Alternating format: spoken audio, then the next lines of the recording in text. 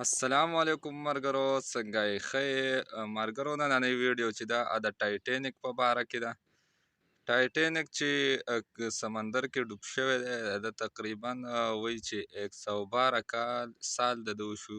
112 دی چې کوم دی د سمندر جهاز دا چې کله جوړ کړی شو، نو تقریبا چې دې کې وایي چې د 3,500 کسانو ده کې دغه ځای و، د 3,500 کسان د ده هادو.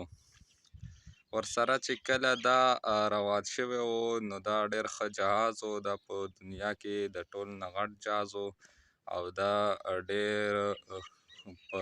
ډېره خرچه په دې شوې وه چې دا کله جوړېدو.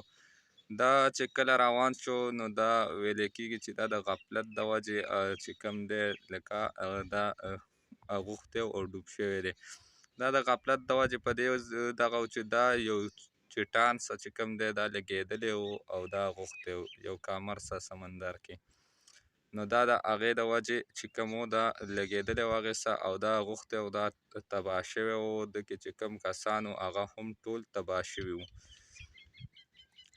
دې پسې چې کوم دی نو دوی یو دغه جوړ که د اوس تقریبا نننۍ 4مه ورځ ده. دوی یو دغه جوړ که سیندانان ورپسې روان شو چې ټایټینیک باره کې به موږ څه نوی اپډیټ راوړو د سمندر د یخ نه، او ټایټینیک به وګورو چې په څه حال کې دی او څنګه دی.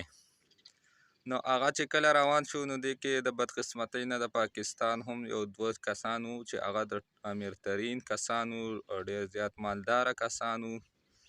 هغه چې کوم دی د انګرو کمپنۍ مالک چې کوم دی هغه ورسره چې کوم دی د هغه زوی هم و. دوی دواړه د پاکستان سره تعلق ساتل او نور د برطانیې سره یو نیم کس و او ورسره داسې 15 کسان وو. خو دوی روان شو.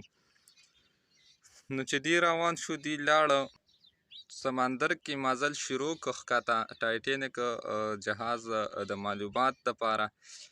نو ویلی کېږي چې 2 ګنټو پورې سیګنل و کار کوه.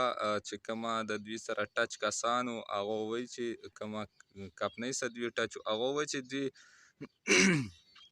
2 ګنټو پورې چې کوم دی کار یې کو، خو سیګنل و.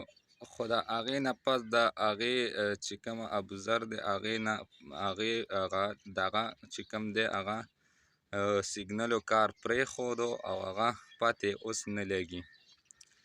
نو د امریکا چې کومه میډیا ده او برطانیې چې کومه میډیا ده، هغوی دا وایي چې کومه کسان چې 15 شوي دي، نو د هغې د مرګ اعلان یې وکړو. ځکه اعلان وکړو چې هغه وایي چې 4مه ورځ ده او هغې سره اکسیجن چې کوم و د 4 ورځو.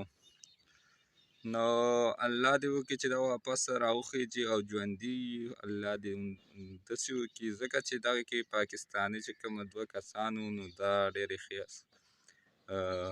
ښه کسان وو.